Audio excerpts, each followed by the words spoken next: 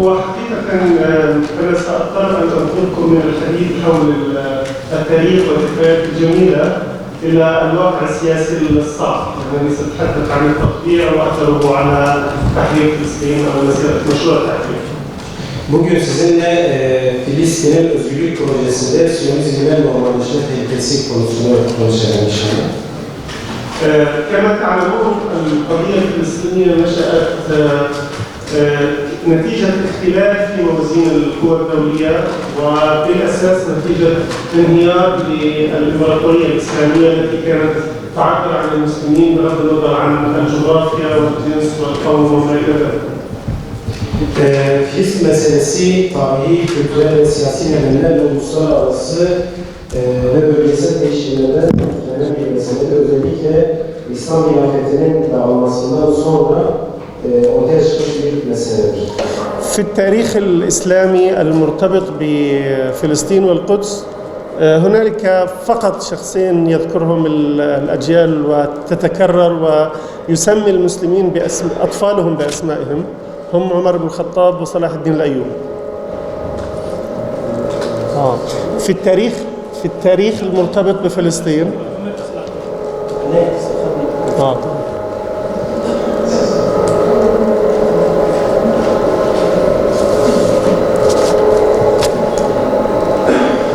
في التاريخ الإسلامي المرتبط بفلسطين هنالك اسمين فقط يذكرهما المسلمون أينما كانوا ويسمون بأولادهم بأسمائهم، هم عمر بن الخطاب وصلاح الدين الأيوبي. Filistin tarihinde özellikle Filistin işgal etmesinden sonra iki Filistin tarihine baktığımız zaman iki önemli isimden bahsedebiliriz. Onlardan bir tanesi Hazreti Ömer'dir, diğeri ise Selahaddin Eyyubi'dir. نحن على أمل أن نكون على أبواب اسم ثالث يرتبط بالقدس ويحرر فلسطين والمسجد الأقصى إن شاء الله. Bugün de üçüncü ismi bekliyor. İnşallah bu özgürleştirecek, Filistin'i özgürleştirecek bir üçüncü ismin çıkmasını bekliyoruz. القضية الفلسطينية منذ نشأت هي نشأت كقضية تخص المسلمين بكل المسلمين، لأن الكيان الصهيوني عندما أسس لم يكن الهدف منه فقط فلسطين.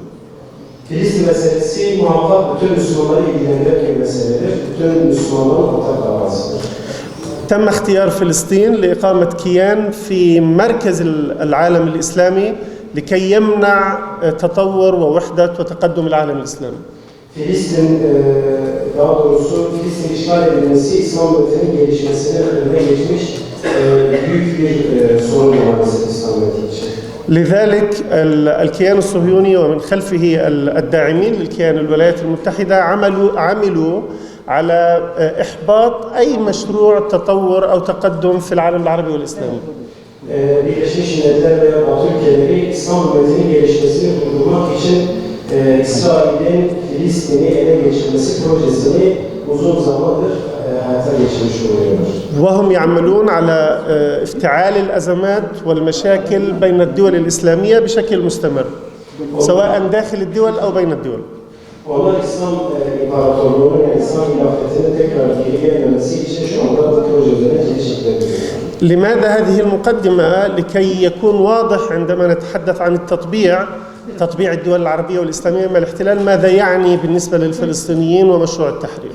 Bugün sizinle Arap ülkelerinin, Müslüman ülkelerin İsrail'le normalleşmesi meselesini ve Filistin'deki kardeşlerimize bundan dolayı çekmiş olduğu sıkıntılar konuşacağız.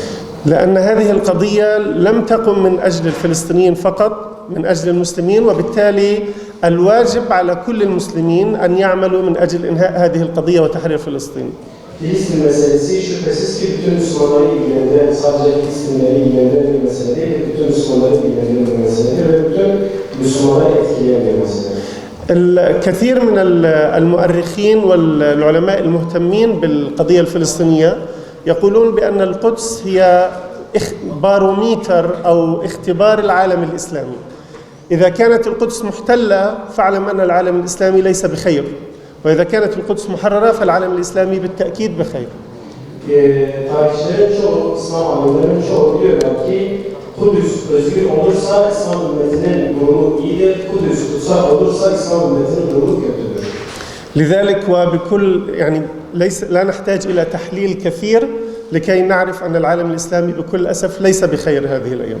Ve şu anda şunu diyebiliriz ki şu anda Kudüs ve Filistin meselesi bu şekilde olduğu için de İslam ülkesi şu anda sıkıntılı görüyoruz. من العلامات المهمة على ذلك كثرة عدد الدول الإسلامية والعربية التي تطبع علاقاتها وتقيم علاقات مع هذا الكيان. Ve maalesef şu anda birçok İslam ülkesi, Arap ülkesi İsrail'le normalleşme وحتى من أجل الالتزام بالوقت ولأن أعرف المدير توتر كثيرا سأتحدث على شكل نقاط. ما الذي يدفع الدول العربية والإسلامية للتطبيع مع هذا الكيان الصغير؟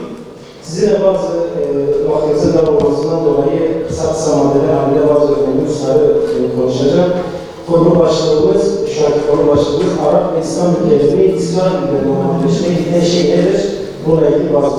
وأنا سأذكرها على شكل نقاط أو سأذكر هذه على شكل نقاط. أولا ضعف الدول الإسلامية والإرادة السياسية في الدول الإسلامية. Arap ve İslam ülkelerinin İsrail'le normalleşmeye giden şeylerden ilki maalesef zayıflık, aynı zamanda ABD ve Batı'ya duyulan ihtiyaçlardır. هذا الضعف نابع من الاعتقاد بأن الدول العربية والإسلامية بحاجة دائما للدعم الأمريكي والرضا الأمريكي وهذا لا يأتي إلا من خلال الكيان الصهيوني. Ve maalesef şu anda İslam ülkeleri Amerika bir şekilde siyasi olarak olsun, diğer açılardan olsun mecbur bırakılmış durumda ve Amerika'da bunun İsrail'e normalleşmeye yani İsrail'e normalleşme zorunda bırakıyorlar. النقطة الثانية هي الصراعات البينية بين الدول العربية والإسلامية فيما بينها والعجز عن الوصول إلى مشروع يوحد العرب والمسلمين ولو بالحد الأدنى. İkinci mesele ise İslam aleminin kendi bölgesel çatışmaları içerisinde olmasıdır. الشيء الثالث معظم الدول في العالم الإسلامي بكل أسف هي دول شمولية لا تحترم ولا تحتكم للإرادة الشعبية. لذلك هم لو يعبروا عن الإرادة الشعبية بالتأكيد سيقاطعوا الاحتلال ويحاربوه ولن يطبعوا معه. Bir diğer sebep ise maalesef şu anda Arap ülkelerinin çoğunun idarecileri kendi halkının görüşünü pek kale almıyor, kendi halkının görüşlerine kale almadığı için de onları tesir ediyor diyoruz. نعم. الشيء الرابع هو الخوف، خوف هذه الأنظمة لأنها لا تستند إلى الإرادة الشعبية من التغيير وبالذات من الحركات الإسلامية. والربيع العربي كشف أن الشعوب إذا ما أعطيت فرصة للحرية ستختار الإسلاميين والإسلاميين بالنسبة للأنظمة يشكلوا خطر عليها ففضلوا العلاقة مع إسرائيل على التوافق مع الإسلاميين. Ve bu Arap idarecilerinin de en büyük korkusu eğer halkı dinleyecek olurlarsa ki halk sürekli Müslümanların iyiliğini istiyor, orada İslami yapılar, İslami hareketler neşe bulacak, onlar orada güçlenecek ve bu korku onları İsrail'e normalleştirecek. النقطة الأخيرة ما أسميه وهم قوة إسرائيل. الأنظمة واهمة لكنها تعتقد بكل أسف أن هذه الدولة قوية علما بأن المقاومة الفلسطينية والمقاومة اللبنانية أثبتوا أن هذا الكيان هش وضعيف وغير قادر على حماية نفسه فضلا عن حماية الأنظمة التي تطبع معه. واضحة؟ تمام. النقطة الأخيرة أن الأنظمة تظن أن إسرائيل قوية ولذلك تعتقد أنه يمكن أن تساعدها علما بأن الحقيقة تقول بأن إسرائيل غير قادرة على حماية نفسها من المقاومة الفلسطينية واللبنانية. Ve maalesef bu Arap idareleri İsrail çok güçlü olduğunu zannediyorlar. Halbuki Filistin'deki İslami yapılar, Hamas İslamcılar gibi ya da Lübnan'daki İslami yapıların İsrail'e olan mücadelesinde biz anlıyoruz ki İsrail aslında çok zayıf ve güçsüz bir yerdir. ماذا يعني هذا التطبيع الذي تزايد كيف يلحق الضرر بالقضية الفلسطينية وبمشروع التحرير؟ Bizler bu Arap ve İslam Müslümanların İsrail'in normalleşmesinin önüne nasıl geçebiliriz buna ilgili. أولاً هو يؤدي إلى تراجع القضية الفلسطينية على مستوى العالم لأن العالم سيرى إذا كان العرب والمسلمين لا يدعمون الفلسطينيين لماذا نحن نتبنى القضية الفلسطينية؟ Birincisi onların ortaya sürmüş olduğu yani işgalcilerin sözlerinin Arap ülkelerine dayatmış olduğu maddelerden ki onlar bütün Arap ülkelerine şu fikri yaydılar. Dediler ki bu mesele Filistinlerin meselesidir. Sadece onları ilgilendiren bir mesele bizim meselemiz değildir. مع ضرورة التفريق عندما نقول عرب ومسلمين نقول الأنظمة وليس الشعوب. هنا نتحدث عن الحكومات والدول ولا نتحدث عن الشعوب. Tabii biz burada Arap ülkelerden bahsederken şunu ayıralım, biz Arap halklarını bahsetmiyoruz, Arap ülkelerin başındaki idarecileri bahsediyoruz. الشيء الثاني هذا التطبيع يزيد من ضعف الفلسطينيين داخليا ويؤدي إلى استمرار الخلافات الفلسطينية الداخلية. تطبيع الدول مع إسرائيل يزيد ضعف الفلسطينيين داخليا لأنه يخفف الدعم عنهم ويزيد من خلافاتهم الداخلية. Şu anda bu Arap ülkelerinin İsrail'le normalleşmesi, ilişkileri geliştirmesi maalesef Filistin'deki kardeşlerimizin Filistin'deki gücünü zayıflatıyor. الشيء الثالث أنه يعطي شرعية إضافية لهذا الكيان رغم أن هذا الكيان كيان يعني قام على البطلان والكذب والادعاءات. Ve bu Arapların Siyonizmle normalleşmesi, ırkçı ve dini yapı olan Siyonizmi resmi bir hüviyete dönüştürüyor. هذا النقطة الرابعة هذا التطبيع يعزز من الرواية الإسرائيلية التي تدعي أن المقاومة الفلسطينية هي حركات إرهابية وأيضا يضعف موقف المقاومة على المستوى الدولي. Ve maalesef bu normalleşme şu anda İsrail'i siyasi alanda güçlü gösterip İslami hareketlerin zayıf olduğu gibi bir algı oluşturuyor. التطبيع يحول أو يدفع هذه الأنظمة لمنع الدعم عن الحركات المقاومة الفلسطينية حتى من قبل الشعوب لأنها ستلتزم أمام الاحتلال والولايات المتحدة بعدم دعم المقاومة وبالتالي ستمنع من الشعوب الحركات أو الأفراد الذين يريدون أن يدعموا المقاومة. Ve bu normalleşme maalesef şu anda Arap ülkelerinin İslami kendi topraklarında olan İslami hareketlere destek vermesinin önüne geçiyor.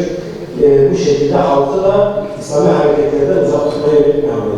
بعض الدول التي طبعت منعت حتى العمل الخيري لصالح الفلسطينيين في هذه الدول. Öyle ki şu anda bazı normalleşen ülkeler şu anda Filistin'e şimdiye kadar yapmış oldukları yardımları artık yapmaz hale gelmiş. النقطة الأخيرة أن هذا التطبيع على المستوى الشعبي سواء الفلسطيني أو الإسلامي يبعث على الإحباط الشعبي الإحباط العام لأن الشعوب تشعر بأن حكومات تذهب باتجاه الاحتلال فماذا ستفعل هي؟ Ve şu anda bu normalleşme de Arap ülkelerindeki halklar şu şeyi yapıyor. bunlar giderse biz ne yapacağız gibi bir korku içerisinde. وبالتالي نتيجة هذا التطبيع بشكل عام الضغط المالي والسياسي والخيري والاجتماعي على الفلسطينيين زاد بشكل كبير في المرحلة الأخيرة. Bu normalleşme girişimlerinden sonra Filistinler üzerindeki ekonomik krizler, siyasi baskılar ve diğer anlamdaki baskıların arttığını görüyoruz. أنا سأختم بالتأكيد على أن الدول التي طبعت وتطبع مع الاحتلال لديها خطأ استراتيجي في تقدير الموقف السياسي. Ben şu hususta söyleyerek bitireyim. Şu anda bu normalleşmeler bir proje dahilinde gerçekleşiyor. وأنهم يعتقدون بأنهم سيحققون مصالح على المدى القصير لكنهم سيتعرضون إلى أضرار كبيرة على المدى البعيد. Tabii onlar kısa zamanda kendi amaçlarına ulaşabileceklerini zannediyorlar ama aslında bu olmuyor.